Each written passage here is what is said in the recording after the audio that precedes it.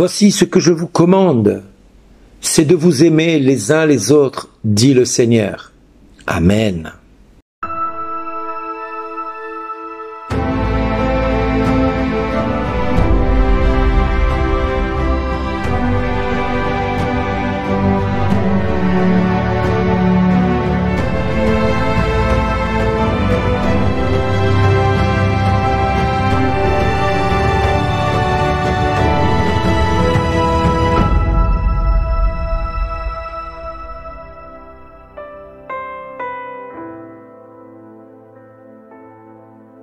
Bonjour les amis, aujourd'hui le Seigneur nous invite à l'amour fraternel. Aimez-vous les uns les autres comme je vous ai aimé. Oh, rien de nouveau sous le soleil, vous allez me dire, hein? Ça continue. Ben oui, parce que l'évangile de Jean, c'est l'évangile de l'amour. C'est-à-dire que vous ne l'avez pas peut-être vu ou vous ne l'avez peut-être pas compris ainsi. En tout cas, vous ne l'avez pas vu faire comme vous me verrez le faire encore et encore et encore. Jésus te parle comme un ami. Et nous-mêmes, aujourd'hui, par ces 7 minutes, nous sommes réunis à cause de cet homme qui s'est fait homme, qui était Dieu, qui s'est fait homme, qui a pris notre condition humaine et qui est venu nous apporter ce qu'il avait de plus précieux, l'amour de son Père. Comme un ami, il t'appelle à le suivre. Il te veut peut-être apôtre, il te veut peut-être serviteur, il te veut peut-être prêtre ou laïc, il te veut peut-être religieux ou religieuse ou diacre, ou évêque ou pape, qui sait ce que Dieu veut de toi. Il t'envoie parmi les nations donner du fruit, un fruit qui demeure, un fruit qui manifeste quelque part son amour pour l'humanité. Car Dieu a tant aimé le monde qu'il a donné son Fils unique, afin que quiconque croit en lui ne périsse pas, mais ait la vie éternelle. Aimer, c'est donner sa vie. Quand je parle d'amour à des couples, ils savent de quoi je parle. Ils savent que aimer son conjoint, c'est l'accepter tel qu'il est, c'est faire tout ce qu'on peut pour qu'il grandisse, pour qu'il progresse, pour qu'il soit à la hauteur, non pas de ce que nous aimerions, mais à la hauteur de ce qu'il aimerait ou de ce qu'elle aimerait être dans le monde. Lui permettre de se réaliser, lui permettre d'exister en tant que tel. Non pas pour faire nos 4 volontés, mais pour nous apprendre à aimer l'autre tel qu'il est. Oui, l'autre il est là pour nous apprendre à l'aimer tel qu'il est. Nous le disons bien dans le sacrement du mariage, je te reçois comme époux, et je me donne à toi. Je te reçois comme épouse et je me donne à toi. Nous recevons l'autre comme un cadeau. Et les époux qui savent ce que c'est que d'aimer par amour et non par intérêt, ils font chacun donation réciproque de leur vie comme le plus beau cadeau que Dieu ait permis qu'il soit dans les mains de l'autre. Ils assument en même temps cette responsabilité ineffable et indiscutable de celle de devenir parents en donnant la vie à des êtres qui ne demandent rien, qui n'attendent rien, si ce n'est que d'être aimés et d'être amenés à grandir en sagesse et en intelligence. Accepter l'autre dans l'abnégation de sa personne, dans le sacrifice de ce que l'on aimerait soi-même recevoir et attendre de l'autre, ça c'est l'amour parfait que Dieu demande au couple d'échanger afin de manifester l'amour trinitaire dans le monde.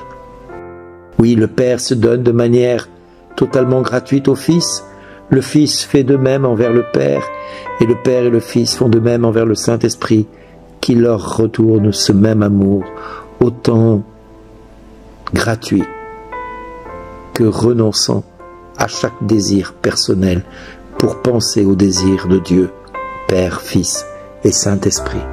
Le couple, il est celui qui donne donc cet amour, qui transmet cet amour, qui manifeste cet amour inconditionnel, c'est-à-dire sans aucune condition, qui donne cet amour gratuitement, qui a pour but d'apporter la faveur, de soigner, de protéger, d'éduquer, de fonder, de former,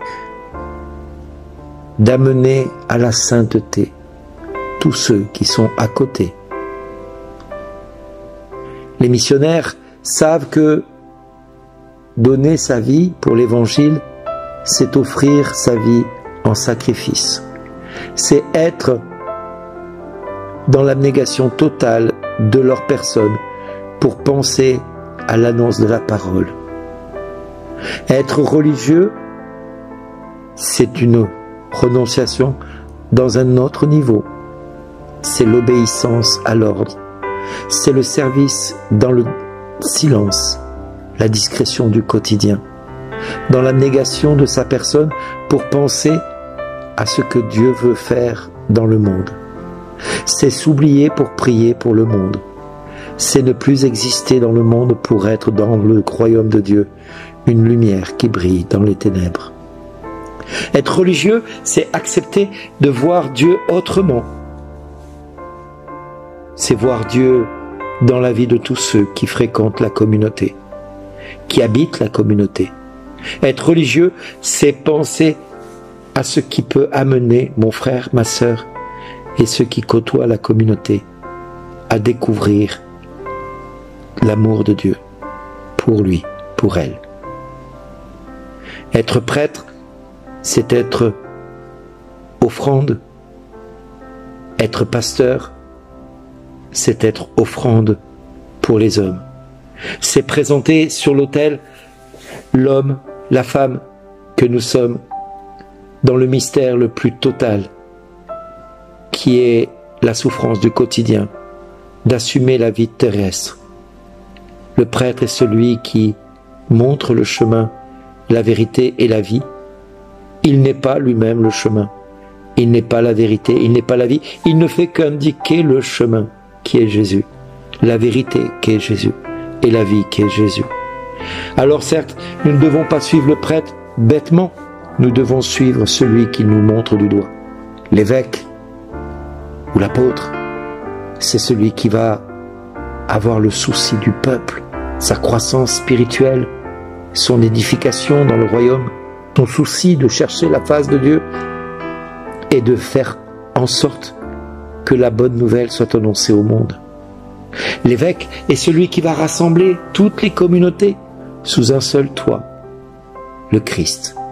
Tous, prêtres, religieux, religieuses, laïcs consacrés, évêques, tous sont disciples de Jésus et s'engagent auprès du Sauveur.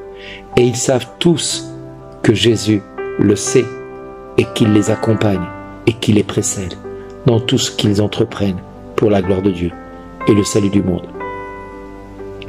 Alors, Jésus te dit à toi un moment dans quelles conditions de l'amour tu peux donner cet amour. Comment tu peux être ce grain de blé qui, une fois tombé en terre, doit mourir, disparaître, rester seul, disparaître totalement de la surface de la terre pour s'enfoncer dans les méandres de la terre et enfin porter le fruit pour lequel tu es appelé à porter du fruit.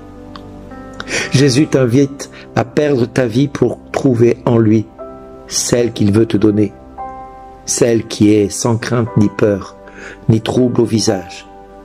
Il t'invite à mourir à toi-même pour gagner l'éternité. Il t'invite à mourir à toi-même pour pouvoir aimer mieux ton frère et ta sœur autour de toi. Parvenir à Jésus par l'amour surnaturel de Jésus, c'est parvenir à un amour agissant, bienfaisant, concret, tangible, un amour efficient. Alors, si un frère ou une sœur sont nus, s'il manque de nourriture quotidienne, s'il manque de paix, s'il manque de chaleur humaine, de nourriture, si toi dans ton cœur en tant qu'homme ou femme, tu as dans le cœur de leur donner ce qui est nécessaire à leur corps, alors tu agiras par amour. Sinon, à quoi cela sert-il que tu viennes à l'église si tout ce que tu fais est mesuré, compté? La foi n'est-elle pas celle qui manifeste les œuvres? Parce que les œuvres sans la foi elle est morte. Si elle n'a pas les œuvres, elle est tout à fait morte cette foi. Ainsi donc, mon ami, mets ta foi dans l'amour de Dieu. Mets ta foi dans les œuvres que Dieu te demande d'accomplir par amour. Alors ta foi sera sincère, ta foi sera vraie, ta foi sera celle que Dieu veut que tu aies, manifestée en Jésus-Christ, pour la gloire de Dieu le Père. Et tu accompliras son commandement, qui est de nous aimer les uns les autres, comme il nous a aimés. Amen. Merci d'exister.